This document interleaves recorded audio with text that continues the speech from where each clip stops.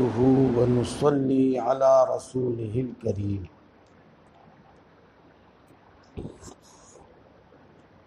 أما بعد فأعوذ بالله من الشيطان الرجيم. بسم الله الرحمن الرحيم. وما أبرئ نفسي إن النفس لأمارة بالسوء إلا ما رحم ربي.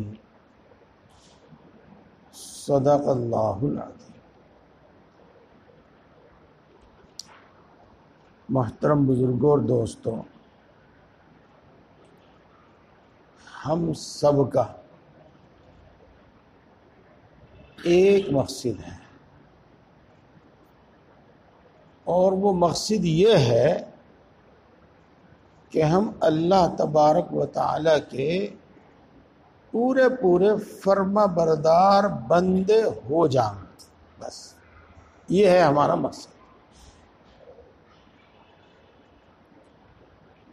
اللہ تبارک و تعالیٰ نے جو قرآن پاک میں ارشاد فرمایا ہے، وَمَا خَلَقْتُ الْجِنَّ وَالْإِنسَ إِلَّا لِيَعْبُدُونِ، کہ میں نے انسانوں کو اور جنات کو صرف اپنی عبادت کے واسطے پیدا کیا ہے. انسان کو پیدا کرنے کا مقصد بھی یہی ہے کہ اللہ تبارک و تعالیٰ کا مطیع و فرما بردار ہو کر زندگی گزارے. عبادت کا 3 مطلب بیان کیے گئے ہیں یہاں. ایک مطلب ہے عبادت کا اطاعت، کہ اللہ تبارک و تعالیٰ کی اطاعت کے ساتھ، فرما برداری کے ساتھ زندگی گزارے. اسی واسطے جن انسان کو پیدا کیا. اور دوسرا مطلب عبادت ہی ہے کہ عبادت کرے انسان، اسی واسطے پیدا کیا گیا ہے. اور تیسرا مطلب اس کا بیان کیا گیا ہے تاکہ وہ اللہ کو پہچانے. وَمَا خَلَقْتُ الْجِنَّ وَالْإِنسَ إِلَّا لِيَعْبُدُونَ، تاکہ وہ اللہ کو پہچانے. اور انشاءاللہ العزیز کسی وقت میں مستقل طور پر اس پر بیان ہوگا. بس آج تو اتنا بتانا چاہتا ہوں. ہاں، ابھی تو بات شروع بھی نہیں ہوئی ہے، میں کہنے کے لیے آمادہ نہیں، میں بھی سٹارٹ نہیں ہوا، اور تم بھی توجہ سے نہیں سن رہے ہوں گے بھی، لیکن بات ایسی آ گئی جو بہت توجہ سے سنی جا رہی ہے. ہاں، جب تک اس دنیا کی مشقتیں نہیں جھیل لیں گے اس وقت تک اللہ کی معرفت پیدا نہیں ہوگی. سن لیا؟ جب تک اس دنیا میں مشقتیں نہیں جھیلنے کے، مشقتیں نہیں برداشت کرنے کے، اس وقت تک اللہ کی معرفت پیدا نہیں ہوگی. اللہ کی عبادت میں، اللہ کی اطاعت میں جو مشقت جھیلے گا اور تنگ دستی جھیلے گا، بیماری جھیلے گا، محرومی جھیلے گا، انہی سے معرفت پیدا ہو اللہ کی. چلو تو الگ بات ہے. میں تو عرض یہ کر رہا تھا بھائی کہ ہم سب کا ایک مقصد ہے، ہم اللہ تبارک و تعالیٰ کے مطیع و فرما بردار بندے بن جائیں. اسی کو دوسرے الفاظ میں کہہ لیں کہ ہم ایسے ہو جائیں کہ شریعت کے پابند ہو جائیں، ہم پورے دیندار ہو جائیں. ہمارا مقصد یہ ہے. اور جب آدمی دین پر عمل کرے گا، پورا عمل کرے گا، تو اس کو اللہ تبارک و تعالی اپنے دیدار سے، اپنے قرب سے نوازیں گے. یہ بات آج میں 3 مرتبہ بیان کر رہا ہوں. اس سے پہلے مہینے میں بیان کی تھی، اس سے پہلے مہینے میں بیان کی تھی. اپنے دیدار اور اپنی زیارت سے مشرف فرمائیں گے، اپنے قرب میں جگہ دیں گے اس کو. بعض اللہ کے بندے ایسے ہوں گے جن کو ہفتے میں ایک بار اللہ کی زیارت نصیب ہو، اور بعض اللہ کے بندے ایسے ہوں گے جن کو ہر دن اللہ کی زیارت نصیب ہو، اور بعض اللہ کے بندے ایسے ہوں گے جن کو صبح شام دن میں 2 مرتبہ اللہ کی زیارت نصیب ہو، اور بعض اللہ کے بندے ایسے ہوں گے جو ہر وقت اللہ کو دیکھتے ہیں۔ یہ ہے اللہ کا قرب اور اللہ کی نزدیکی۔ اور اللہ تبارک و تعالی اپنے ان نیک بندوں کو جنت میں جگہ عطا فرمائیں گے، ان سب کو جنت عطا فرمائیں گے۔ یہ ہے ہماری آخری کامیابی، یہ ہے ہمارا انجام۔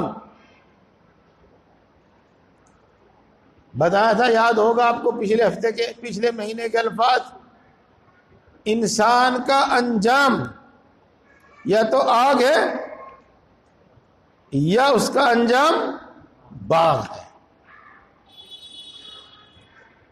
اور جس راستے پر چلے گا اس منزل پر پہنچے گا۔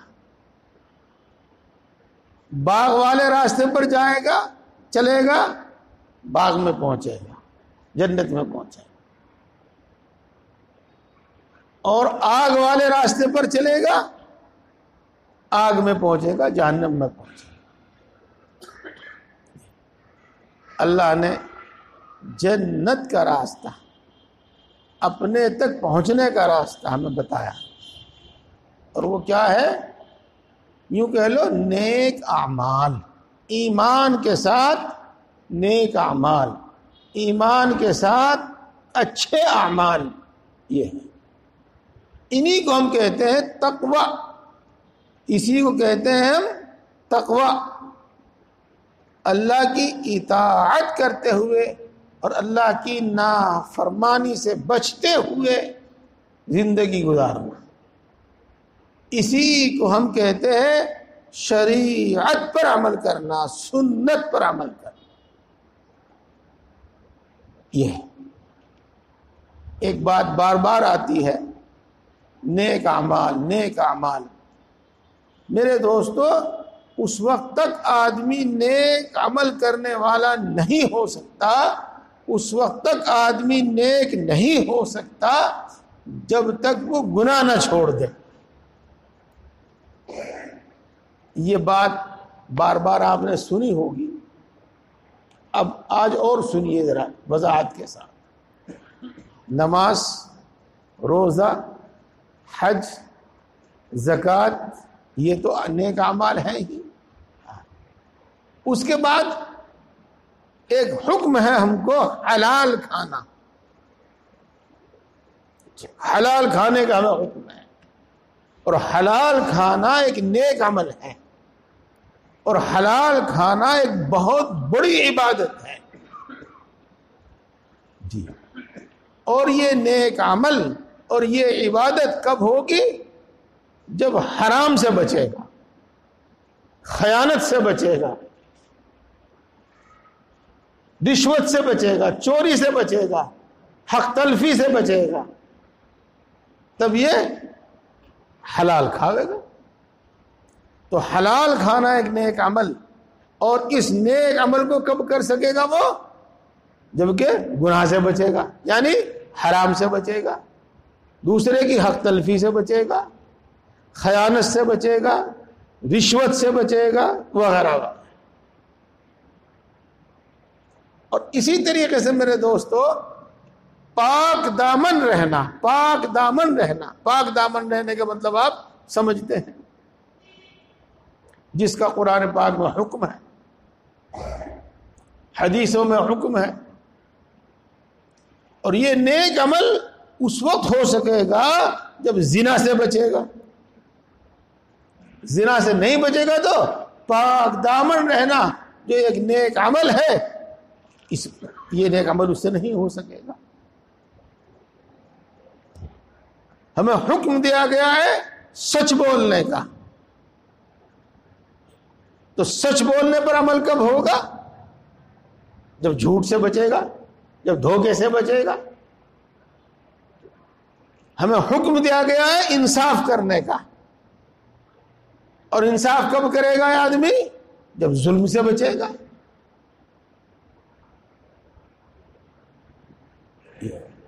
تو دوستو، نیک اعمال اسی وقت وجود میں آتے ہیں جب وہ گناہوں سے بچتا ہے، برائیوں سے بچتا ہے. اور آدمی نیک اسی وقت بنتا ہے جب کہ وہ گناہوں سے بچتا ہے. اسی کو کہتے ہیں تقوی. بہرحال میں اپنی بات کو پھر لوٹاتا ہوں، پھر دہراتا ہوں، ہم سب کا مقصد یہ ہے کہ ہمیں جنت عطا ہو، ہمارا ٹھکانہ جنت. ہم سب کا مقصد یہ ہے کہ ہمیں اللہ تبارک و تعالیٰ کا قرب اور نزدیکی حاصل ہو، اور ایسا قرب اور ایسی نزدیکی حاصل ہو جو ہر وقت اللہ کا زیارت نصیب. جی ہاں، واہ دوستو، بات جب آوے گی اس وقت جو ذہن میں آیا ہے وہ کہہ دوں. ایک دعا یاد کر لو. یہ جو کچھ میں بول رہا ہوں ریکارڈ ہو رہا ہے اور یوٹیوب پہ ڈال دیا جاوے گا، سب کے پاس آپ کے پہنچ جاوے گا. آپ کے پاس ہے، جب چاہے سن لینا. دعا کیا ہے؟ اللہم آتنی افضل ما تؤتی عبادک الصالحین. اللہم آتنی افضل ما تؤتی عبادک الصالحین.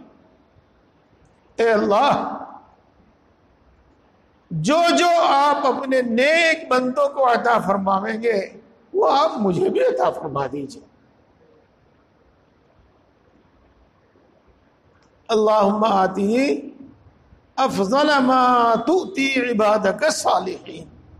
اے اللہ، جو آپ اپنے نیک بندوں کو عطا فرماویں گے آپ وہ مجھے بھی عطا فرما دیجئے.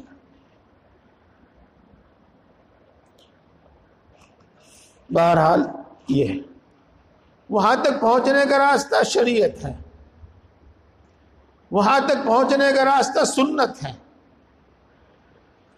وہاں تک پہنچنے کا راستہ نیک اعمال ہے، وہاں تک پہنچنے کا راستہ گناہوں سے بچنا ہے.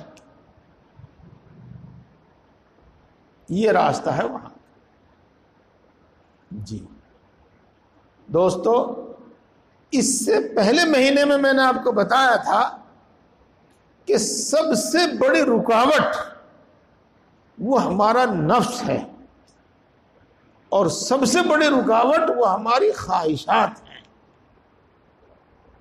اور یہ بات میں نے تفصیل سے آپ حضرات کے سامنے بیان کی تھی. خواہشات نفسانی پر عمل کرنے سے آدمی اللہ کا نافرمان ٹھہرتا ہے، اور جو شخص اپنی خواہشات نفسانی کو نہ کچل سکے، اپنی خواہشات نفسانی کو نہ دبا سکے، وہ نیک کبھی ہو نہیں سکتا، وہ متقی اور پرہیزگار کبھی ہو نہیں سکتا. نیک بننے کے واسطے، متقی پرہیزگار بننے کے واسطے، شریعت سنت کا پابند بننے کے واسطے، دین پر عمل کرنے کے واسطے، دیندار بننے کے واسطے، الفاظ آپ کچھ بھی کیجئے، سب سے پہلا کام ہے خواہشات نفسانی کو چھوڑنا، ان کو دبانا. اس کی تفصیل میں نے آپ کو بتائی تھی. آج بھی جو کچھ میرے ذہن میں آئے گا میں بتاؤں گا، اور پھر اگلی بات ہو. حضرت امام احمد ابن حنبل رحمہ اللہ، ان کے بارے میں مشہور ہے کہ ان کو اللہ تبارک و تعالیٰ کی زیارت ہوتی تھی خواب میں، اور بار بار ہوتی تھی، کثرت سے ہوتی تھی، اور وہ اللہ تعالیٰ سے کچھ سوال بھی کرتے تھے. جی ایک مرتبہ انہوں نے اللہ تعالیٰ سے پوچھا، اے اللہ، تیرا قرب اور تیری نزدیکی کیسے حاصل ہو؟ یعنی وہ کون سا خاص عمل ہے جو تیرے قریب کر دے، وہ کون سا خاص عمل ہے جس سے تو راضی ہو جائے۔ تو اللہ تبارک تعالیٰ نے ارشاد فرمایا تھا کہ قرآن پاک کی تلاوت کیا کرو۔ انہوں نے عرض کیا کہ اللہ سمجھ کر یا بغیر سمجھے؟ سمجھ کر یا بغیر سمجھے؟ بہت بڑھیا سوال ہوا، بہت بڑھیا سوال ہوا۔ اس لیے کہ کچھ لوگ تو ہمارے دلوں میں یہ غلط فہمی ڈالتے ہیں کہ قرآن شریف کو بغیر سمجھے پڑھنے سے کیا فائدہ اور طوطے کی طرح رٹنے سے کیا فائدہ۔ چلو اس پر ہم کلام نہیں کرتے، بس ہم تو اس کا جواب دیتے ہیں۔ اللہ تبارک و تعالیٰ نے ارشاد فرمایا سمجھ کر پڑھنے سے بھی اور بے سمجھے پڑھنے سے بھی۔ جی جی جی جی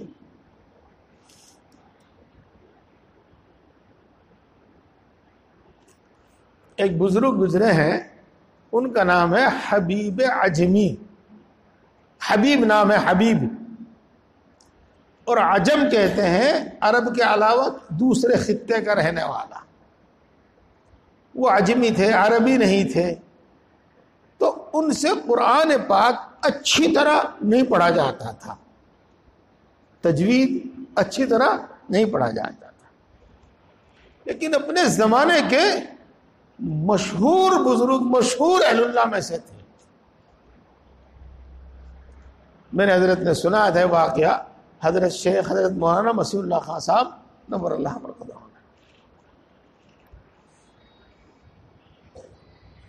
اور آج کل تو ہماری بزرگی یہ رہ گئی کہ صرف تسبیح پڑھتے ہیں، اسی کو بزرگی، لیکن پہلے زمانے کی بزرگی یہ نہیں تھی۔ تقویٰ، نوافل، اور نوافل میں رات کو کھڑے رہ کر قرآن پاک پڑھنا، جی قیام اللیل، رات بھر کھڑے ہو کے قیام۔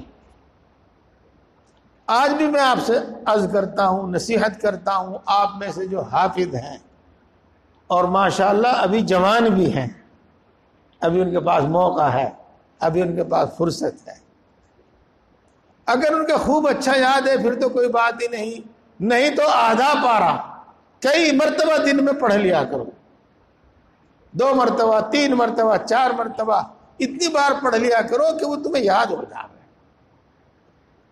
اور پھر وہی آدھا پارا عشاء کے بعد صحیح یا آخر رات میں صحیح چند رکعتوں میں پڑھ لیا کرو۔ جی خیر، تو حبیب عجمی مشہور بزرگ تھے، تو رات میں وہ نماز پڑھ رہے تھے، نماز میں قرآن پاک پڑھ رہے تھے۔ حضرت حسن بصری رحمہ اللہ نے ارادہ کیا کہ میں بھی حبیب عجمی کے پیچھے کچھ رکعات پڑھ لوں، نیک بندے ہیں اللہ کے، ہاں کچھ رکعات پڑھ لو۔ تو حسن بصری نے بھی ان کے پیچھے نیت باندھ لی، اقتدا کر جس کو کہتے ہیں نیت باندھ لی۔ اگر کوئی آدمی نفل نماز پڑھ رہا ہے اور ہم اس کے پیچھے اس کی اقتدا کر کے اس کو اپنا امام بنا کر نماز پڑھنے لگے تو درست ہے، وہ ہماری نیت کرے یا نہ کرے، ہم نے اس کی اقتدا کی نیت کر لی تو اقتدا درست ہو گئی، اس کے پیچھے نماز پڑھنا درست ہو گیا۔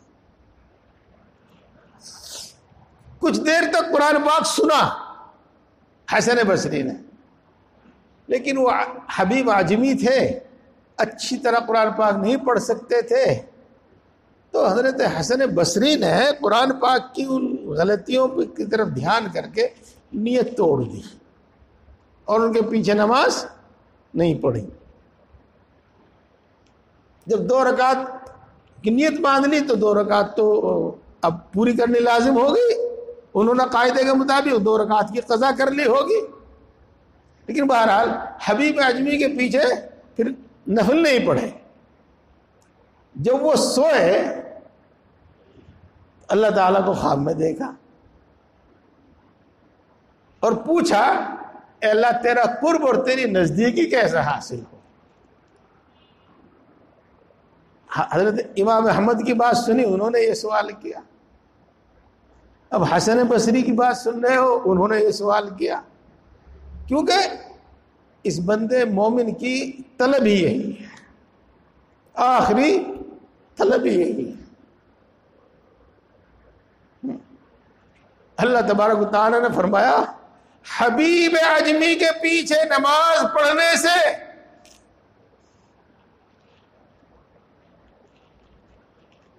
اللہ تعالیٰ نے ارشاد فرمایا حبیب اجمی کے پیچھے نماز پڑھنے سے میرا قرب حاصل ہوگا، میری نزدیکی، میری رضا حاصل.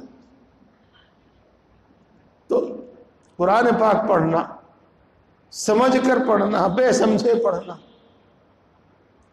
اپنی سی سب کوشش کر لو جتنی آپ سے ہو سکتی ہے، پھر جیسا پڑھا جاوے پڑھو.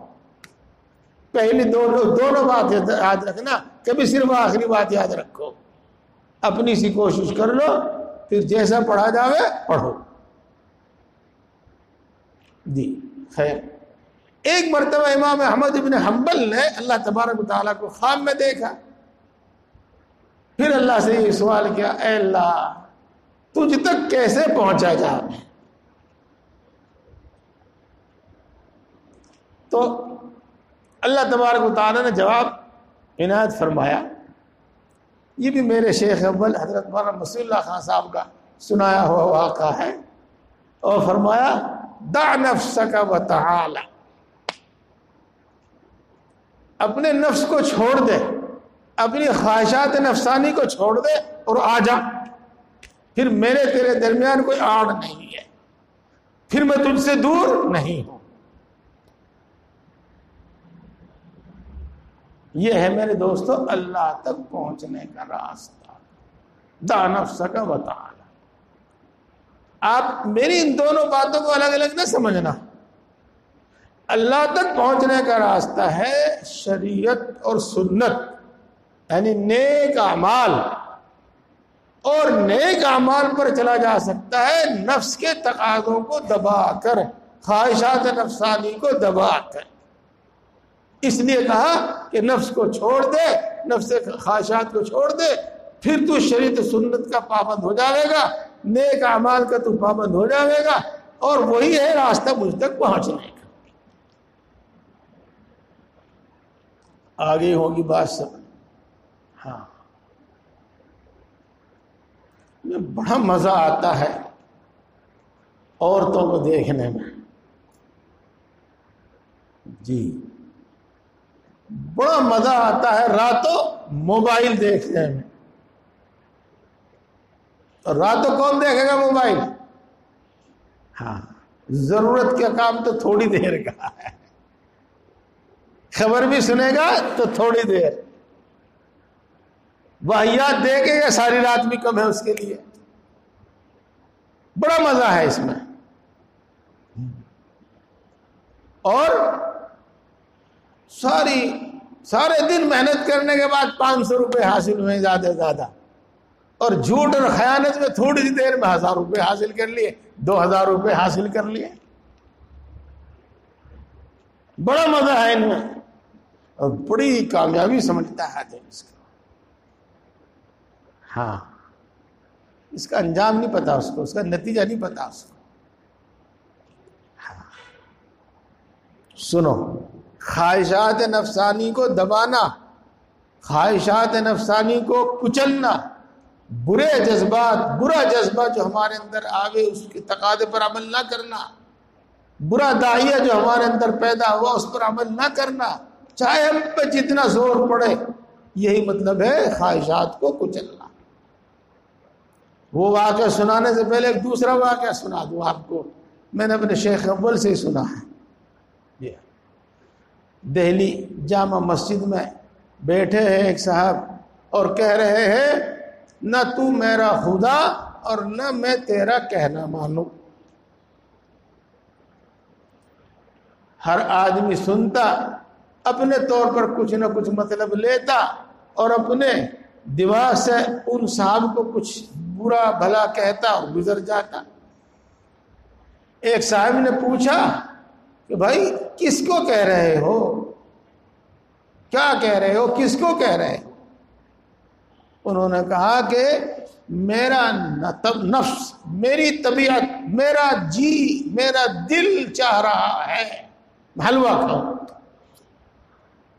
اور حلوے کے پیسے میرے پاس ہیں نہیں، تو میں اپنے جی کو کہہ رہا ہوں، اپنے نفس کو کہہ رہا ہوں کہ میں تیرا کہنا نہیں مانتا کیونکہ تو میرا خدا نہیں ہے۔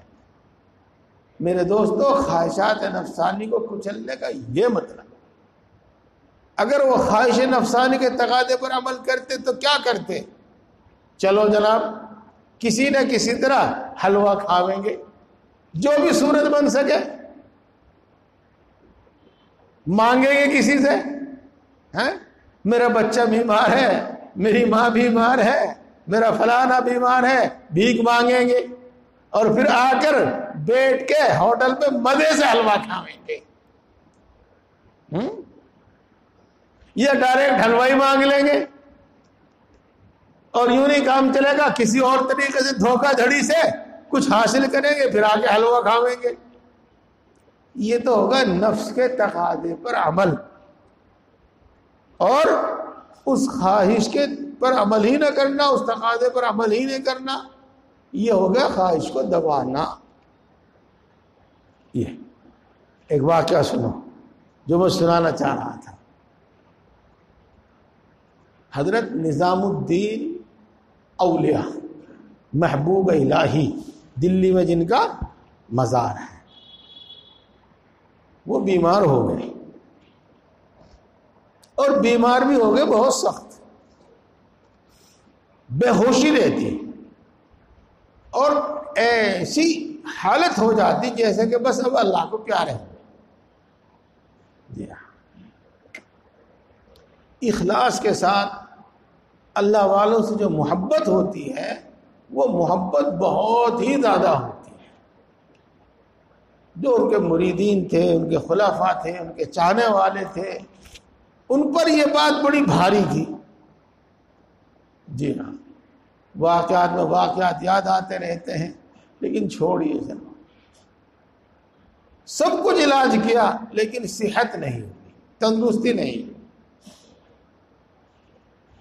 تو دلی میں اس زمانے میں ایک جوگی تھا، جوگی بھی سمجھتے ہیں آپ؟ ہاں، وہی جو ریاضت کرتے ہیں، مجاہدہ کرتے ہیں، تپسیا کرتے ہیں، اللہ کو تو مانتے نہیں ہو، جس طرح جو کچھ ہے وہ جانے، لیکن ریاضت کرتے ہیں۔ تو ریاضت اور مجاہدے سے ان کو بھی کچھ نہ کچھ کرامت یعنی چمتکار حاصل ہو جاتا ہے۔ اس کو بھی میں بیان نہیں کرتا، بات لمبی کہیں سے کہیں چلی جاتی۔ تو وہ جو جوگی تھا اس کو یہ کرامت نہ کہیے گا، یہ چمتکار حاصل تھا کہ سخت سے سخت بیمار کو اس کے پاس لے جاؤ تو وہ اس کی بیماری سلب کر دیتا تھا، یعنی اس کے جسم میں سے وہ بیماری نکال دیتا تھا، اور وہ آدمی تندرست ہو جاتا تھا۔ بیماری اس کے اندر سے نکال دیتا تھا، سلب کر لینا کہتے ہیں اس کو۔ محبوب اولیاء رحمہ اللہ جو کسی طریقے سے تندرستی نہ ملی تو ان کے مریدوں نے چاہا کہ ہم ان کو اس جوگی کے پاس لے جائیں تاکہ وہ ان کی بیماری سلب کر لے، بیماری ان کی نکال دے، لیکن ہمت نہیں ہوئی۔ جب حضرت کو ہوش آیا تب اجازت طلب کی کہ ہم آپ کو وہاں لے جانا چاہتے ہیں۔ حضرت شیخ نے منع کیا کہ نہیں، مجھے وہاں مت لے جاؤ۔ پھر بے ہوشی ہو گئی اسی طرح کی، اور حالت خراب سے خراب ہوتی جا رہی تھی۔ جو مریدین تھے ان سے رہا نہیں گیا، اور حضرت کی ممانعت کے باوجود، منع کرنے کے باوجود حضرت کو اٹھا کر اس جوگی کے پاس لے گئے۔ اس جوگی نے حضرت محبوب الہی کی بیماری سلب کر لی اور آپ تندرست ہو گئے، چنگے ہو گئے اور بیٹھ گئے. آپ نے اپنے آپ کو دیکھا کہ میں کہاں ہوں. تو آپ وہیں تھے جہاں پہنچنے سے، جہاں لانے سے انہوں نے اپنے مریدوں کو منع کیا تھا، وہاں تھے. خیر اب تو آ چکے تھے اور جو کچھ ہونا تھا ہو چکا تھا. اب ان کو کیا کہا جاوے؟ انہوں نے اس جوگی سے کہا کہ واہ واہ، بڑا کمال حاصل ہے آپ کو بھائی، لیکن آپ یہ تو بتاؤ کہ آپ کو یہ کمال کیسے حاصل ہوا کہ بیماری سلب کر لیتے ہیں، بیماری نکال لیتے ہیں آدمی کے جسم میں سے.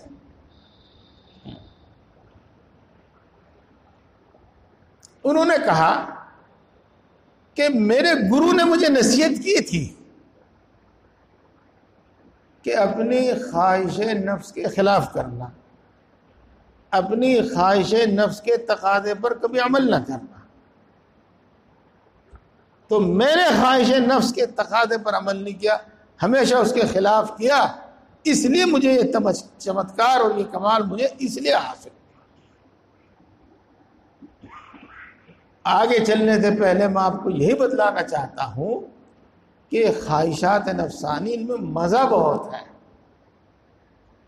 لیکن جتنا مزہ ہے ان میں اتنی ہی ہلاک کرنے والی اور اتنی ہی یہ تباہ کرنے والی. جی دوستو، بات سمجھی جا سکتی ہے، بات سمجھی جا سکتی ہے. اللہ میری بھی حفاظت فرماوے، آپ سب کی بھی حفاظت فرماوے، ہمارے بچوں کی، ہمارے متعلقین کی بھی حفاظت فرماوے. آج کل بہت سننے میں آ رہا ہے، بلکہ دیکھنے میں آ رہا ہے، نوجوانوں میں نشے کی لت بڑھ رہی ہے. اور ایسا کیوں کرتے ہیں؟ وہ مزے کے واسطے. ٹھیک ہے مزہ تو ہے، لیکن تباہی بھی اپنے آنکھوں سے دیکھ سکتا ہے، وہ خود شخص وہ بھی دیکھ سکتا ہے اور دوسرے بھی دیکھتے ہیں. جی عورتوں کے پیچھے گھومنے میں، دوستی کرنے میں بڑا مزہ ہے، لیکن اس کا نتیجہ اور اس کا انجام بھی وہ بھی دیکھ لے بہت جلدی اور دوسرے بھی دیکھ لیتے ہیں.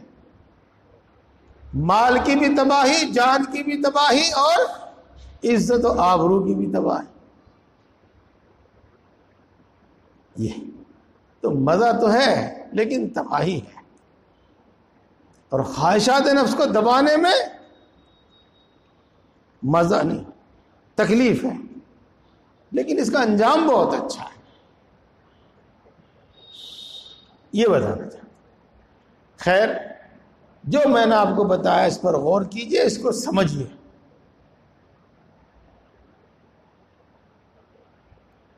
آگے چلنے سے پہلے ایک بات اور یاد آئی، وہ بھی سن لو. کام کی بات ہے، کام کی بات. جب آپ اپنے چھوٹے بچے کے ہاتھ میں چھری دیکھتے ہیں، چاقو دیکھتے ہیں، تو کیا کرتے ہیں آپ؟ سب سے پہلے اس کے ہاتھ سے چھری چھینتے ہیں، چاقو چھینتے ہیں. کیوں؟ یہ اپنے مارے گا یا کسی اور کا مارے گا، سب میں چھین لیتے. سن رہے آپ؟ سن رہے نا؟ ہاں سنیے. جب اللہ اپنے کسی بندے سے پیار کرتا ہے، کیا کہہ رہا ہوں میں؟ جب اللہ اپنے کسی بندے سے پیار کرتا ہے تو گناہ کے اسباب سے محروم کر دیتا ہے، گناہ کے اسباب چھین لیتا ہے اس سے. گناہ کے اسباب کیا ہے؟ مال. گناہ کے اسباب کیا ہے؟ عہدہ. تم تو کہتے ہو اللہ میری سنتا نہیں ہے، اللہ میری سنتا نہیں، اللہ نے مجھے کچھ دیا نہیں. اور اللہ تاکہ تو گمراہ نہ ہو جاوے، گناہوں میں نہ پڑ جاوے، اس لیے وہ اسباب ہی چھین لیے، اسباب ہی سے محروم کر دیا۔ روتا رہے، دھوتا رہے، اللہ کی طرف متوجہ رہے،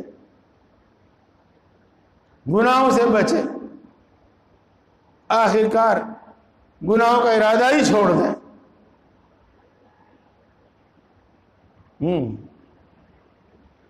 تو خیر محبوب اولیاء رحمہ اللہ نے پوچھا کہ آپ کو یہ کمال کیسے حاصل ہوا؟ انہوں نے کہا کہ میرے گرو نے مجھے نصیحت کی تھی کہ خواہش نفسانی پر عمل نہ کرنا، خواہش نفسانی کے تقاضے پر عمل نہ کرنا، تو میں نے اس پر عمل نہیں کیا، میں اس پر عمل نہیں کرتا، اس لیے مجھے یہ کمال اور یہ چمتکار حاصل ہوا۔ محبوب اولیاء رحمہ اللہ نے فرمایا اچھا تو یہ بتاؤ ایمان لانے کو تمہارا دل چاہتا ہے کہ نہیں چاہتا؟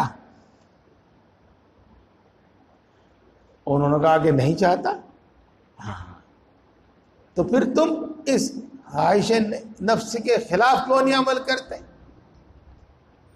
ایمان لے آؤ۔ ہاں تو چونکہ باکمال لوگ تھے اور اپنے فن میں سچے تھے، چاہے وہ غلط تھے، تو بات سمجھ میں آئی اور اسی وقت وہ ایمان لے آیا۔ حضرت شیخ کی برکت بھی اس میں شامل رہی ہوگی، ان پر جو انہوں نے احسان کیا اس کی برکت بھی اس میں شامل رہی، اور ان کا اصول جو تھا وہ بھی شامل رہا، اور جو سچا اصول تھا کہ خواہش نفسانی کے خلاف کرنا، اس اصول نے بھی اپنا کام کیا۔ بہرحال میرے دوستو، بس میں اب اس بات پر آتا ہوں جو حضرت امام احمد رحمہ اللہ کو اللہ تبارک و تعالیٰ نے خواب میں فرمایا تھا کہ دع نفسک وتعالی، تو اپنے نفس کو چھوڑ دے اور آ جا۔ اور مجھے امید ہے کہ یہ بات آپ کی اچھی طرح سمجھ میں آ گئی ہوگی، اور گویا کہ میری پچھلی باتیں ہیں یہ انہی کی تھوڑی سی وضاحت ہے جو پچھلے مہینے میں نے آپ کو بتائی تھی، بلکہ اس سے پچھلے مہینے میں بتائی تھی۔ میں نے آپ کو یہ بھی بتایا تھا کہ خواہشات نفسانی کا تقاضا جو ہے، خواہش نفسی جو تقاضا ہوتا ہے اس کو مجاہدے سے کچلا جاتا ہے، مشقت برداشت کر کے کچلا جاتا ہے، اور جب تک مشقت برداشت نہ کرے اس وقت وہ خواہش نفسانی کو دبا نہیں سکتا، اس سے بچ نہیں سکتا۔ اسی لیے اللہ تبارک و تعالیٰ نے ایک دوسرے موقع پہ یوں فرمایا کہ جو ہمارے لیے مشقت اٹھاتے ہیں وہ ہم ان کو اپنے تک پہنچنے کا راستہ دکھا دیتے ہیں، یعنی اپنے تک ان کو ہم بلا لیتے ہیں۔ والذین جاہدوا فینا لنہدینہم سبلنا، جو ہمارے لیے مجاہدہ کرتے ہیں، ہمارے لیے مشقت اٹھاتے ہیں، ہم ان کو اپنے تک پہنچنے کا راستہ دکھا دیتے ہیں، بتا دیتے ہیں۔ تو مجاہدہ ہے، مجاہدے کا مطلب خواہشات نفسانی کو کچلنا۔ یہ سب باتیں آپ کی سمجھ میں آ گئی۔ اب اگلا سبق پڑھو، اب اگلی بات سنو۔ خواہش نفس کو دبانا اور نفس کو دبانا یہ کوئی آسان کام نہیں ہے، یہ کوئی آسان کام نہیں ہے۔ میں یہ سمجھتا ہوں کہ دنیا کا سب سے بھاری کام یہی ہے، دنیا میں اس سے زیادہ بھاری کام، اس سے زیادہ مشکل کام اور کچھ نہیں ہے۔ بڑے بڑے بہادر یہیں آگے فیل ہوتے ہیں، بڑے بڑے بہادر یہیں آگے ناکام ہوتے ہیں۔ ہاں سن لو اللہ کیا کہتے ہیں، سن لو اللہ کیا کہتے ہیں۔ اللہ یہ فرماتے ہیں کہ اس نفس کی شرارت سے وہی بچ سکتا ہے جس پر اللہ اپنا رحم فرمائے۔ وَمَا أُبَرِّئُ نَفْسِي إِنَّ النَّفْسَ لَأَمَّارَةٌ بِالسُّوءِ إِلَّا مَا رَحِمَ رَبِّي، نفس برائی کا بہت زیادہ حکم دینے والا ہے، اور سب کو دیتا ہے یہ، سوائے اس کے جس پر میرا رب رحم کر دے۔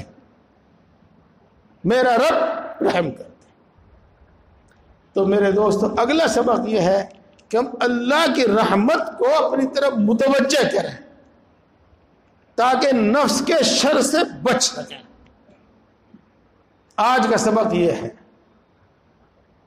آپ نے یہ بھی سن لیا کہ نفس کی تباہ کاری کیا ہے، آپ نے یہ بھی سن لیا کہ اس کا علاج مجاہدہ ہے۔ اب اگلی بات سنو کہ مجاہدہ کیسے آسان ہو اور یہ نفس زیر کیسے ہو۔ جی، جس پر اللہ رحم کرے، اللہ کی رحمت کو اپنی طرف متوجہ کرو۔ میرے دوستو،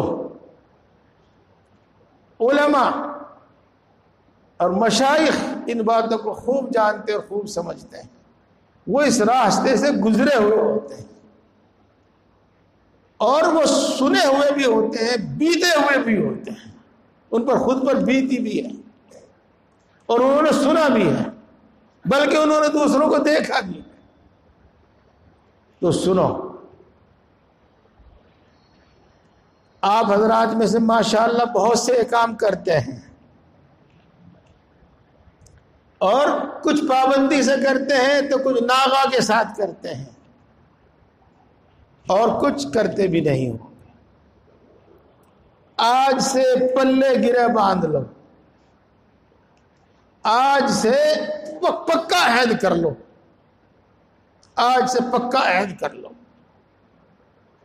کہ کچھ دیر بیٹھ کر خاص اسی نیت سے اللہ مجھ پر رحم فرما دے اور اللہ میرے نفس کو میرے قابو میں کر دے، اللہ میرے نفس کو کچل دے، اسی نیت سے کچھ دیر ذکر کیا کرو۔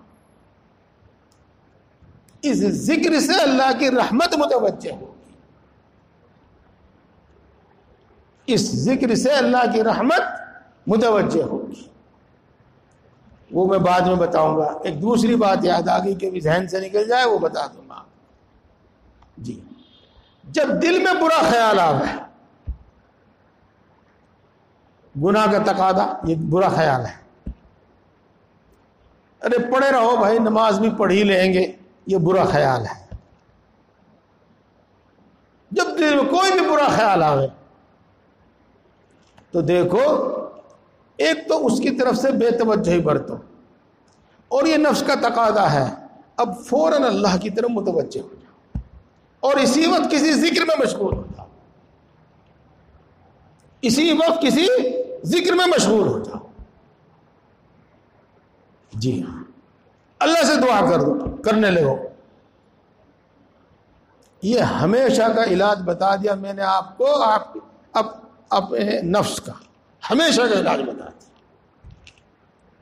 اگر ہمارے دل میں برا خیال آیا، خود بخود آیا اور اس میں ہمیں مزہ آیا، پھر ہم نے اس کو بار بار سوچنا شروع کر دیا، اپنے ارادے سے اس کو سوچنا شروع کر دیا، اپنے اختیار سے اس کو سوچنا شروع کر دیا، اب نفس کا تقاضا بڑھ جاوے گا، نفس کی گرمی بڑھ جاوے گی، شیطان مسلط ہو جاوے گا، اللہ کی رحمت سے دور ہو جاوے گا اور گناہ میں مبتلا ہو جائے گا۔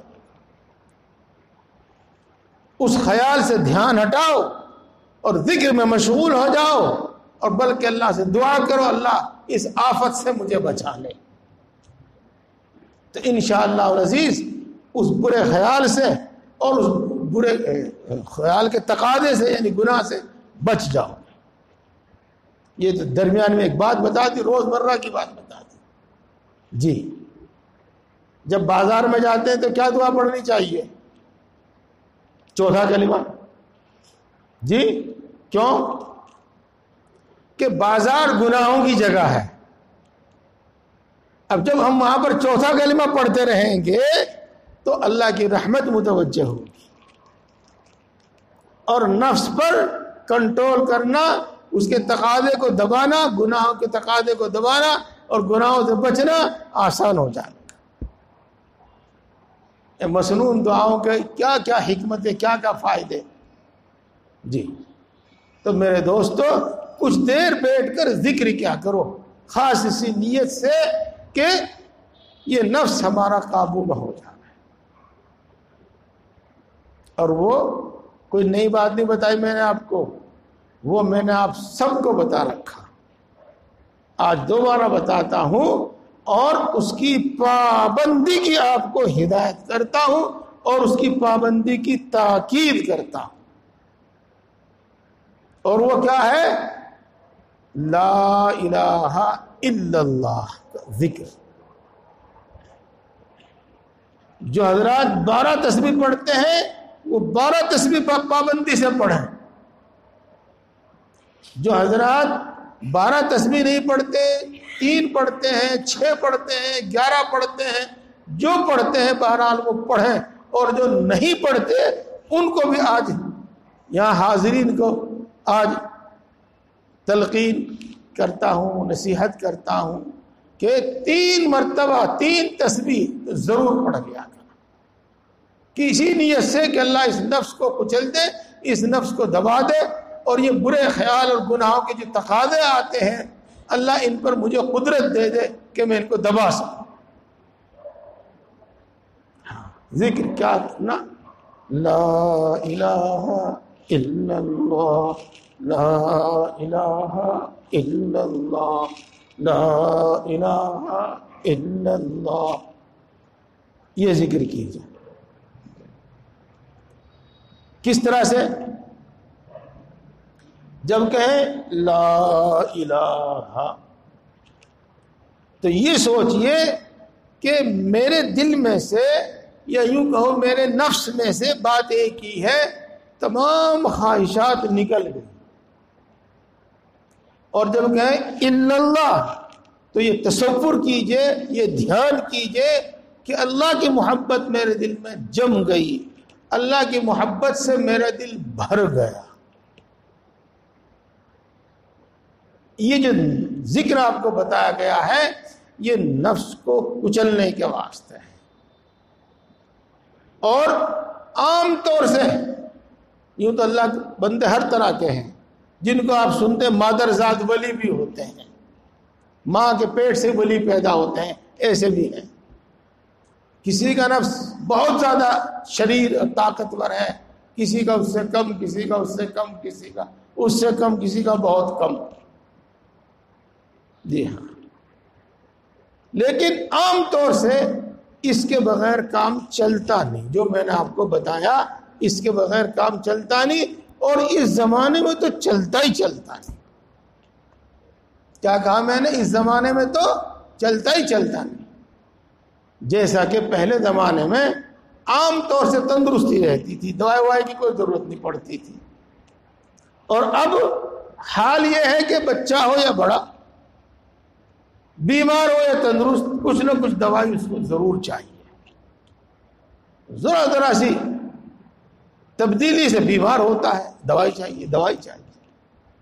اس وقت جو ہر طرف نفسا نفسی کا عالم ہے، ہر وقت ہر طرف نفسا نفسی کا عالم ہے، گناہ عام ہے، اور گناہ آسان ہے، اور گناہ فیشن ہے، اور گناہ ترقی کا ذریعہ، بڑے آدمی ہونے کی علامت۔ ٹھیک کہہ رہا ہوں میں؟ جی، سگریٹ میں ڈال کے کچھ اور یوں مارتے ہیں سوٹ، اور ٹانگ پہ ٹانگ یوں رکھ لیتے ہیں، بڑا آدمی ہے، اس کے بغیر گویا کہ اس کی بڑائی ظاہر ہی نہیں ہوتی۔ جی، اور اسی طریقے سے نہ معلوم کیا کیا کیا کیا حرکت۔ تو جب یہ ماحول بن گیا، کیا ماحول بن گیا کہ گناہ آسان ہو گئے، جی، گناہ کو قانون کی پشت پناہی حاصل ہو گئی، معاشرے میں گناہ کو برا نہیں سمجھا جا رہا بلکہ فیشن سمجھا جا رہا، بلکہ عزت کا ذریعہ سمجھا جا رہا، جی، اور نیک آدمی کو باولا اور بیچارہ اور ملا جی کہہ کر پکارا جا رہا۔ تو میرے دوستو یہ وقت مشکل ہے، اس وقت اور زیادہ دوا کی ضرورت ہے، اس وقت اور زیادہ غذا کی ضرورت ہے، اور اس وقت اور زیادہ پرہیز کی ضرورت ہے۔ اس لیے میں عرض کرتا ہوں کہ ہر آدمی آپ میں سے کم از کم 3 تسبیح ایک جگہ پر بیٹھ کر اطمینان سے فرصت میں بیٹھ کر یہ پڑھا کر لا الہ الا اللہ لا الہ الا اللہ لا الہ الا اللہ 3 تسبیح اس طرح پڑھا. جو حضرات 12 تسبیح پڑھ رہے ہیں 2 تسبیح لا الہ الا اللہ کی اور 4 تسبیح الا اللہ کی اور 6 تسبیح یا 4 تسبیح اللہ کی اور اس کے بعد 1 تسبیح یا 2 تسبیح اللہ کی. جو حضرات یہ پڑھتے ہیں وہ ان کو زندگی بھر نہ چھوڑے جب تک جان میں جان رہے، جب تک ہمت اور طاقت رہے، ان تسبیحات کے پابند رہے. یہ ذکر ایک ایسی عبادت ہے جو آدمی ہر وقت کر سکتا ہے، آسانی سے کر سکتا ہے، وضو کے ساتھ بھی کر سکتا ہے، بے وضو بھی کر سکتا ہے. بہرحال میرے دوستو اس ذکر کی پابندی کیجئے، اس میں کوتاہی نہ کیجئے. آدمی کا نفس محض مجاہدے سے نہیں بلکہ اللہ کی رحمت سے، اللہ کے فضل سے زیر ہوگا. اور اللہ کی رحمت کو متوجہ کرنے کے واسطے ایک ذریعہ جو میں نے آپ کو بتایا وہ ذکر اور ذکر کی کثرت. یہ بات امید ہے کہ آپ کی سمجھ میں خوب آ گئی. انشاءاللہ آپ اس کی پابندی کریں گے. میرے دوستو اس ذکر کے ساتھ ساتھ ایک ذکر میں نے آپ کو اور بتایا ہوا ہے. وہ کیا کہ چلتے پھرتے اٹھتے بیٹھتے ہر حال میں اللہ کا ذکر کرتے رہو، کسی وقت اپنے آپ کو غافل نہ چھوڑو. بتایا ہوا ہے جی. کئی کام میں نے آپ کو بتائے ہوئے 6-7 کام بتائے ہوئے ہیں، ان میں سے ایک یہ بھی ہے. میرے دوستو اس سے اللہ کی رحمت مندی کی طرف متوجہ ہوتی ہے اور شیطان سے نجات ملتی ہے. شیطان سے نجات ملتی ہے، اپنے نفس کے شر سے نجات ملتی ہے اور شیطان سے نجات ملتی ہے. ایک حدیث پاک میں آیا ہے کہ انسان کے دل کے پاس بیٹھا رہتا ہے شیطان، اور اس کا ایک سونڈ ہوتا ہے جیسے کہ مکھی کا سونڈ ہوتا ہے، اور جب وہ سونڈ آدمی کے دل پر رکھتا ہے وہ تو اس کا اثر یہ ہوتا ہے کہ انسان کو برے برے خیال آنے لگتے ہیں. کبھی اللہ کی ذات میں شک کرنے لگتا ہے، کبھی قرآن میں شک کرنے لگتا ہے، کبھی اپنے شیخ کی باتوں میں شک کرنے لگتا ہے. اس لیے کہ شیخ کی بھی تو اللہ کی باتیں بتاتا ہے، اللہ کے رسول کی باتیں بتاتا ہے، قرآن حدیث کی باتیں بتاتا ہے، ان میں شک ہونے لگتا ہے، یہ کی باتوں میں شک ہونے لگتا ہے. اور یہیں سے گمراہی کا راستہ شروع ہو جاتا ہے. یہیں سے گمراہی کا راستہ شروع ہو جاتا ہے. یہیں سے ایک خیال آتا ہے، پھر خیال آتے آتے پختہ ارادہ ہوتا ہے، اور پختہ ارادے کے بعد پھر وہ برا عمل ہو جاتا ہے. یہ اور آگے حدیث پاک میں اس طرح پر آیا ہے کہ جب بندہ اللہ کا ذکر کرتا ہے تو یہ پیچھے ہٹ جاتا ہے، اور وہ وسوسے جو برائی دل میں ڈالتا ہے وہ ڈالنا بند کر دیتا ہے. تو شیطان کے اثر سے بچنے کے واسطے کیا کرے آدمی؟ ذکر میں مشغول رہے، اور حتی الامکان ہر وقت ذکر میں مشغول رہے. یہ بات آپ کو بتائی ہوئی بھی. اور میرے دوستو ذکر کا ایک بہترین طریقہ، بہت آسان طریقہ اور بڑا مقبول طریقہ جو آپ کو بتایا ہوا ہے وہ ہے مسنون دعائیں پڑھنا.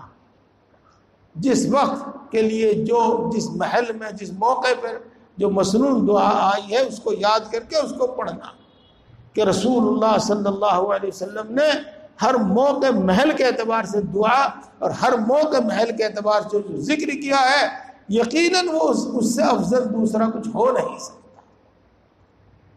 اس تقریر کے بعد، اس وضاحت کے بعد آپ کو معلوم ہوا ہوگا کہ ہم نے جو آپ کو معمول بتائے اپنے بزرگوں کی تعلیم سے وہ کتنے اہم ہیں، کتنے اہم ہیں۔ آپ کو بتایا نماز پڑھو تکبیر و اولیٰ کے ساتھ، اس کی تفصیل آپ کو بتایا۔ آپ کو بتایا کہ قرآن پاک کی تلاوت کا معمول بناؤ روزانہ، چاہے ایک پاؤں پارا ہی کیوں نہ ہو، یہ بتایا ہے۔ آج آپ نے قرآن پاک کی تلاوت کی اہمیت بھی سن لی، اور اس کے جو فضائل ہیں وہ تو ہیں ہی اپنی جگہ پر۔ اسی لیے میرے بزرگوں اور دوستوں، دوسری چیز آپ کو کیا بتائی تھی؟ تیسری چیز مسنون دعاؤں کا اہتمام، مسنون دعاؤں کی پابندی۔ مسنون دعاؤں کی پابندی، موقع محل کا ذکر، جس موقع پر جو ذکر کرنا چاہیے، جس موقع پر جو دعا کرنی چاہیے، جس وقت پر جو مناسب ہے، وہ اللہ کے رسول صلی اللہ علیہ وسلم نے کی، اس کے مطابق کیجیے۔ نفس کے شر سے بھی بچیں گے، شیطان کے شر سے بھی بچیں گے، اللہ کی رحمت بھی متوجہ۔ اور ان کے علاوہ میں کہ کسی ایسی اپنی عادت بنا لو، ایسا اپنا مزاج بنا لو کہ کسی وقت اللہ کی یاد سے غافل نہ، کسی وقت اللہ کی یاد سے غافل نہ۔ ذکر کی عادت اتنی بنا لو کہ کسی وقت اللہ کی یاد سے غافل نہ ہو، تاکہ نفس کے شر سے بھی بچے اور شیطان کے شر سے بھی بچے۔ جی ہاں، یوں تو میں نے آپ کو بتایا، اور سمجھ رہے آپ، اس کا طریقہ بھی میں نے آپ کو بتا رکھا، اس کا طریقہ بھی میرے بھائی میں نے آپ کو بتایا ہوا ہے۔ آپ کو سب کو معلوم نہ ہو تو کچھ کو معلوم ہے۔ جب آپ 12 تسبیح جو ذکر کی آپ کی ہیں وہ پڑھ لیا کرو، 12 تسبیح پڑھا کرو، یا 3 تسبیح جو بھی آپ پڑھا کرو، اس وقت کچھ دیر کے واسطے، 5 منٹ کے واسطے، 10 منٹ کے واسطے، کم زیادہ جو آپ چاہیں، اس وقت زبان کو اپنی تالو سے لگا لو، حلق سے لگا لو، اوپر سے زبان کو حرکت نہ دو، اور دل ہی دل سے کہو، من ہی من میں کہو، اللہ اللہ اللہ اللہ اللہ، من ہی من میں کہو اللہ اللہ۔ یہ اتنا آسان ذکر ہے کہ اس سے زیادہ آسان ذکر نہیں ہے۔ جب آپ 5 منٹ 10 منٹ اس کو کریں گے، آپ اس کے عادی ہو جائیں گے، اور پھر جب بھی آپ کو فرصت ملے، اپنے کام میں ہیں، آپ ذکر کر رہے ہیں زبان سے، جب آپ ذکر نہ کریں کسی بھی وجہ سے، پھر اسی طرح کر لو، لیٹے بیٹھے، سونے کے وقت، کسی وقت ادھر ادھر اس کی سوچنے کے بجائے بس اللہ کا دھیان قائم کر کے دل سے کہو اللہ اللہ۔ میرے دوستو، تجربہ ہے، کچھ دن جب آپ ایسا کر لیں گے تو انشاءاللہ ارادہ بے ارادہ دل سے بلکہ زبان سے ذکر جاری ہو جائے گا، ذکر جاری ہونے لگے گا، اور انشاءاللہ نفس اور شیطان کے شر سے حفاظت۔ تو وہ جو بتایا ہے آپ کو، ہمیشہ کا ذکر، 24 گھنٹے کا ذکر، چلتے پھرتے اٹھتے بیٹھتے، وہ ذکر کا فائدہ، ذکر کا ثواب اپنی جگہ پر ہے، لیکن اس کا جو اصل مقصد آپ کو بتایا گیا ہے، اصل مقصد جو آپ کو بتایا گیا ہے، وہ ہے نفس و شیطان سے بچنے کا ہتھیار، نفس و شیطان کے شر سے بچنے کے واسطے ڈھال تو آپ سمجھتے نہیں، جو کچھ سمجھ لیجیے، وہ اس کی اس طرح اس کے اب عادی ہو جائیں گے۔ مجھے امید ہے کہ بات آپ کی سمجھ میں آ بھی گئی ہوں گی، اور انشاءاللہ العزیز آپ اس کی پابندی بھی کریں گے۔ کیا وقت ہو گیا ہے؟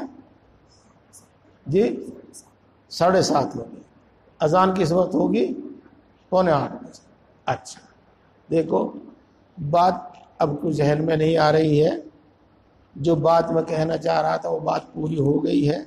زور زبردستی کوئی دوسری بات میں ذہن میں لانا بھی نہیں چاہتا. بس اب دعا کیجیے گا. ہاں ایک بات اور سمجھے, ایک دعا کثرت سے کیا کیجیے گا, کثرت سے کیا, اللہم لا تکلنی الی نفسی طرفۃ عین. یہ دعا یاد کر لیجیے گا. اللہم لا تکلنی الی نفسی طرفۃ عین. اے اللہ پلک جھپکنے کے مطابق بھی, پلک جھپکنے کی دیر میں مجھے میرے نفس کے حوالے نہ کیجیے. اللہم لا تکلنی الی نفسی طرفۃ عین. یہ دعا کیا کیجیے گا, انشاءاللہ دعا کا اثر ظاہر ہوگا, نہ ظاہر ہونے والی کوئی بات نہیں. جی اللہم آت نفسی تقواها وزکیها انت خیر من زکاها. اللہم آت نفسی تقواها وزکیها انت خیر من زکاها. اے اللہ میرے نفس کو تقوی عطا فرما. اے اللہ میرے نفس کو گندگیوں سے پاک فرما, گندگیوں سے پاک فرما. اور تو پاک کرنے والا سب سے اچھا ہے, تو اس سے زیادہ اچھا پاک کرنے والا اور کوئی نہیں. جی یہ بھی بات ہو گئی. اور میرے دوستوں میں بتاتا تکلف سے سوچ کے نہیں, جو کچھ دل میں آ جاوے. نفس کی مثال بزرگان دین یہ بیان فرماتے ہیں جیسا کہ چھوٹا بچہ, دودھ پیتا ہوا بچہ, اس کی غذا دودھ ہے, پسندیدہ غذا دودھ ہے. اگر ماں 6 مہینے کے بعد دودھ چھڑانا چاہے تو چھڑا دے گی, اور سال بھر میں بعد چھڑانا چاہے تو چھڑا دے گی, اور اگر نہ چھڑاوے تو وہ 2 سال کے بجائے 2.5 سال 3 سال دودھ پیتا ہی رہے گا. اور جس دن بھی چھڑائے گی اسی دن روے گا, اسی وقت روے گا, ماں کو بھی پریشان کرے گا, خود بھی پریشان رہے گا. لیکن جب چھڑانا چاہے گی چھڑا دے گا, چھڑا دے گی. ہمارا نفس زندگی بھر گناہ کرتا رہے گا, اگر نہیں چھڑاویں گے زندگی بھر گناہ کرتا رہے گا, اور جب چھڑاویں گے مشقت ہوگی, لیکن جب چھڑانا چاہیں گے گناہ چھوڑ دے گا. جی بس نفس کے متعلق اور زیادہ بتاتا, ذکر کا اہتمام, اس سے اللہ کی رحمت متوجہ ہوگی, نفس پر قابو ہوگا. علم, ذکر, مجاہدہ. علم, ذکر اور مجاہدہ, تینوں بات آپ کی سمجھ میں آ گئی.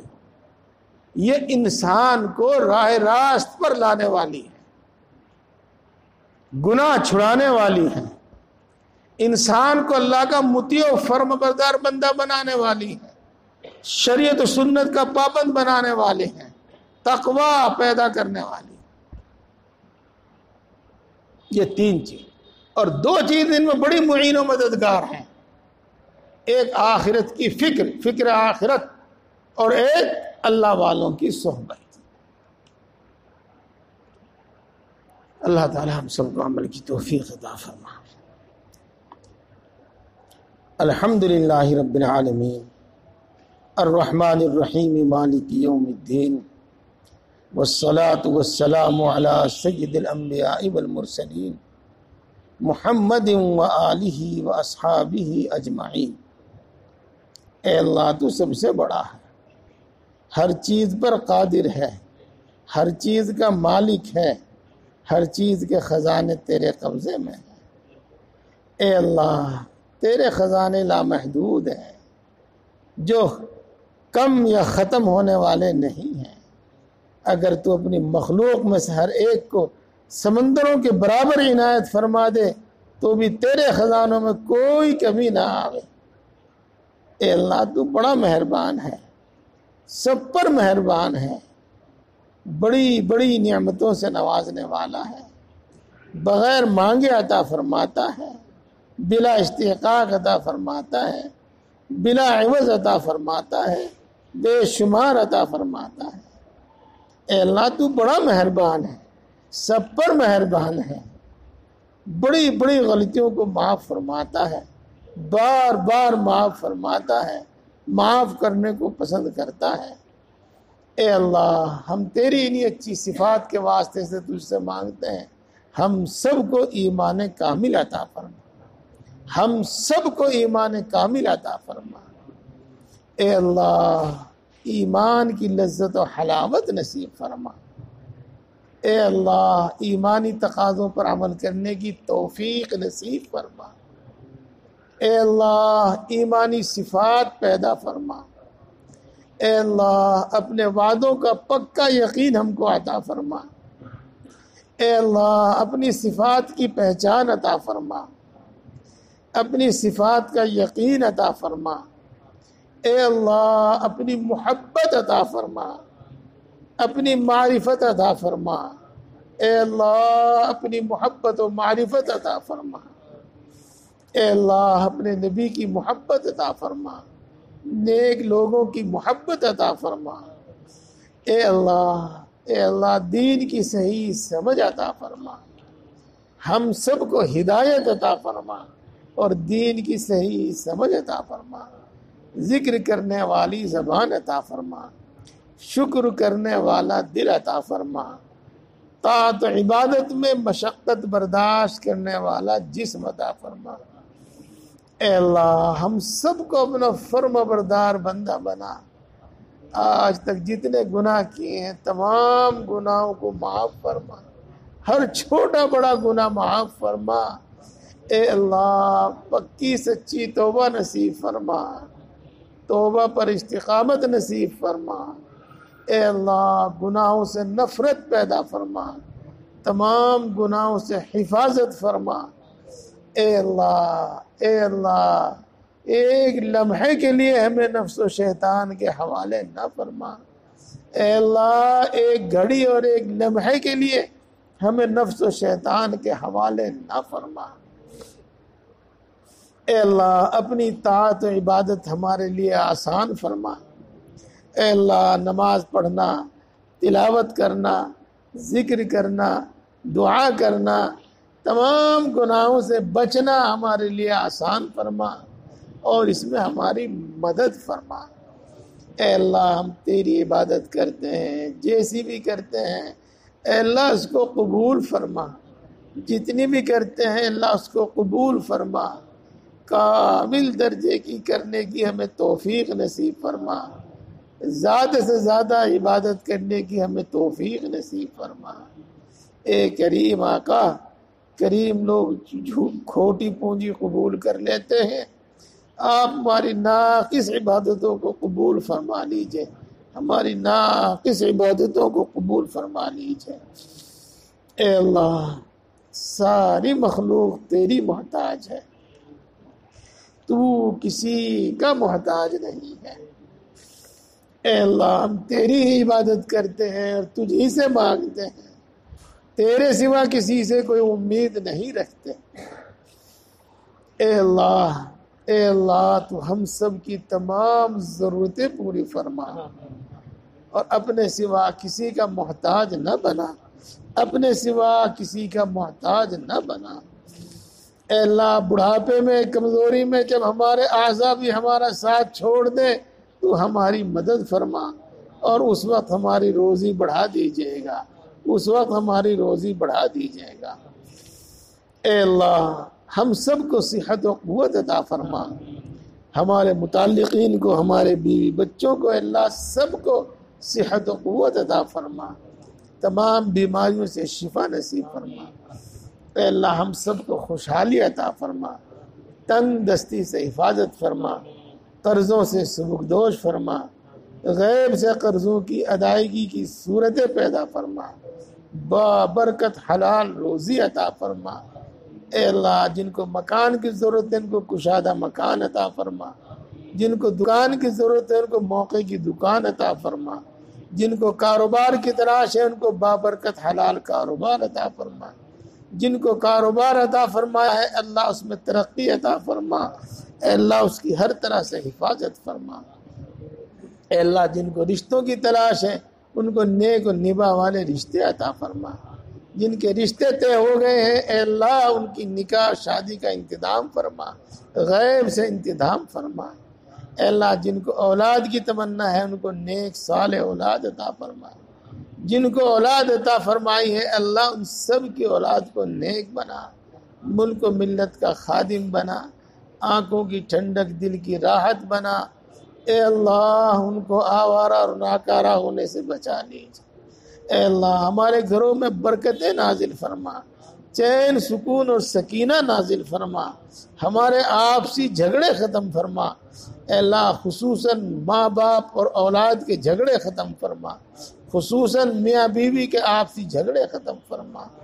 اے اللہ مال جان ایمان عزت و آبرو کی حفاظت فرما، کسی ظالم کو ہم پر مسلط نہ فرما، کسی بے رحم کو ہم پر مسلط نہ فرما۔ اے اللہ جو ناجائز مقدمات میں پھنسے ہوئے ہیں ان کو باعزت بری فرما۔ اے اللہ جو اپنے حق کے لیے لڑ رہے ہیں ان کو ان کا حق عطا فرما۔ اے اللہ مرتے دم تک دین حق پر ثابت قدم فرما۔ اے اللہ ایمان پر خاتمہ فرما، اپنے اپنے وقت مقررہ پر مقدرہ وقت پر اے اللہ ایمان پر خاتمہ فرما، موت کی سختی سے حفاظت فرما، قبر کے عذاب سے حفاظت فرما۔ اے اللہ بغیر حساب کے جنت الفردوس عطا فرما، جہنم سے حفاظت فرما، پوری امت مسلمہ کی مغفرت فرما، ہمارے ماں باپ کی، ہمارے اعزاء و اقرباء کی، اے اللہ ہمارے دوست احباب ہمارے اساتذہ مشائخ سب کی مغفرت فرما۔ اے اللہ ان کے درجات کو بلند فرما۔ اے اللہ ہماری خصوصاً موجودہ نوجوان نسل پر اپنا فضل فرما۔ اے اللہ یہ برائیوں کی طرف دوڑے چلے جا رہے ہیں ان کو صحیح سمجھ عطا فرما، ان کو ہدایت عطا فرما، ایمان اور دین اسلام کی عظمت و محبت ان کے دل میں پیدا فرما۔ اے اللہ اسلام اور مسلمانوں کو عزت اور غلبہ نصیب فرما، اسلام اور مسلمانوں کو عزت اور غلبہ نصیب فرما۔ جہاں جہاں جس کو ستایا جا رہا ہے اللہ اس کی خصوصی نصرت و مدد فرما۔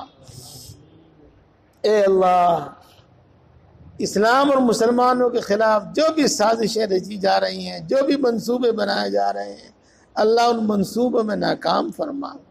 اے اللہ کل عالم میں امن و امان سکون و اطمینان پیدا فرما، خصوصاً ہمارے ملک ہندوستان میں امن و امان سکون و اطمینان پیدا فرما، خصوصاً ہماری بستی میں اللہ امن و امان و سکون و اطمینان پیدا فرما۔ اے اللہ ہر وہ خیر تجھ سے مانگتے ہیں جو تیرے نبی نے مانگی ہے ہم کو عطا فرما، ہر اس شر سے پناہ چاہتے ہیں جس سے تیرے نبی نے پناہ چاہی ہے اے اللہ اس سے ہماری حفاظت فرما، جو مانگا ہے وہ بھی عطا فرما، جو مانگنے سے رہ گیا وہ بھی عطا فرما۔ اے اللہ ہم سب کے حق میں تمام دعائیں قبول فرما، اور جو دعا کے لیے کہتے ہیں ان کے حق میں بھی یہ تمام دعائیں قبول فرما۔ اے اللہ اپنے فضل و کرم سے اور نبی پاک حضرت محمد مصطفیٰ صلی اللہ علیہ وسلم کے صدقے اور طفیل سے ہماری تمام دعائیں قبول فرما۔ اے اللہ ہر مشکل کو آسان فرما، ہر پریشانی کو دور فرما، ہر بگڑا ہوا کام بنا دے، ہر اٹکا ہوا کام بنا دے۔ اے اللہ خصوصاً حاضرین مجلس کی تمام جائز مرادیں پوری فرما، تمام جائز مقاصد میں کامیابی عطا فرما، اپنے فضل و کرم سے اور اپنے نبی پاک حضرت محمد مصطفیٰ صلی اللہ علیہ وسلم کے صدقے اور طفیل سے ہماری تمام دعائیں قبول فرما، آمین۔